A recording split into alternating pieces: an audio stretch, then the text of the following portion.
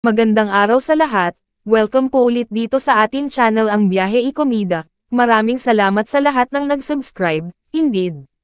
Punta tayo sa ating topic, April 7, 2025. Kylie Verzosa happy for Jake Cuenca and Chi Filomeno. Kylie Verzosa, happy for you guys. Suportado ng beauty queen actress na si Kylie Verzosa ang relasyon at pagmamahalan ni Jake Cuenca at Chi Filomeno. Si Jake ay ex-boyfriend ni Kylie. Sa Instagram nitong linggo, April 6, 2025, nagpost si Chi ng mga larawan nila ni Jake mula sa naganap na ABS-CBN Ball 2025. Magkasama silang rumampa at naglakad sa red carpet. Sa caption ng post ni Chi ay tanging orange at brown heart emoji ang kanyang inilagay, bagay na naglalarawan sa kulay ng suot nilang dalawa ni Jake. Sa comment section ng post ni Chi ay kapansin-pansin ang pagkukomento ng ex-girlfriend ni Jake na si Kylie. Saad nito, happy for you guys. Agad naman itong nireplyan ni Chi, thank you Kylie. Happy for you as well.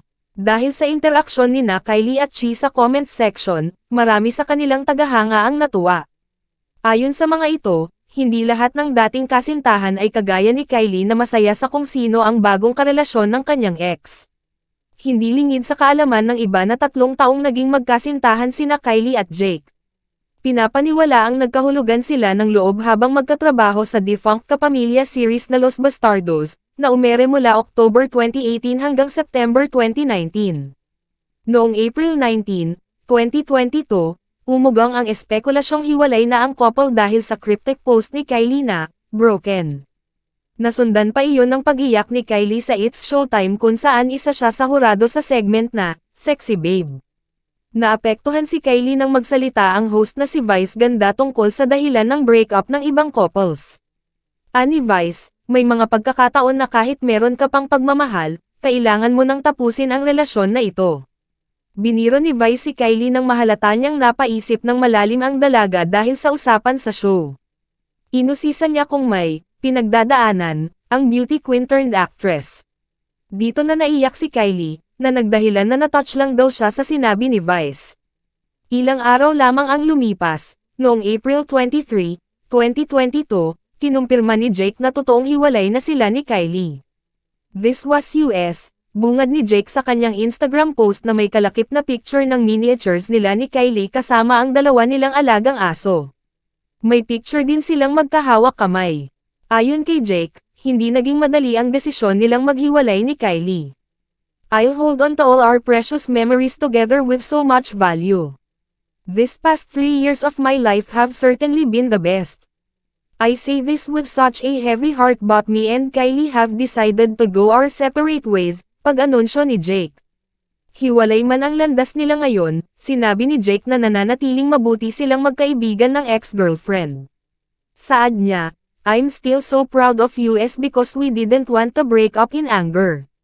We both wanted to be able to look back on our relationship with no bitterness, no anger, and no regrets, only the good memories. Certainly that's what I will be holding on to. I will still be here to support you because in so many ways I feel a part of your journey and I will always pray for your success. I'm happy we were able to finish this chapter of our lives the same way we started it. As friends, dagdag pang mensahe ni Jake para kay Kylie, wherever you are or whatever you're doing I will always be sending you love and positivity.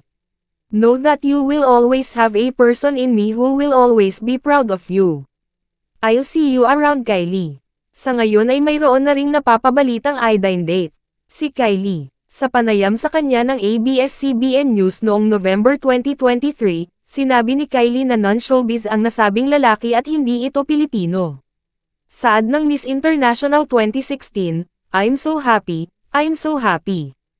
Honestly, I want to keep it private this time, so it's a private relationship and it's so much more peaceful.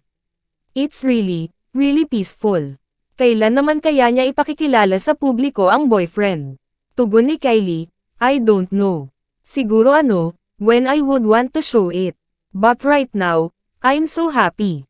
At yan ang ating latest showbiz chika update for today, huwag kalimutan mag-subscribe.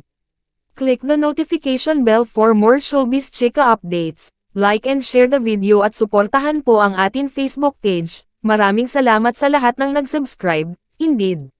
Magandang buhay sa lahat, adios.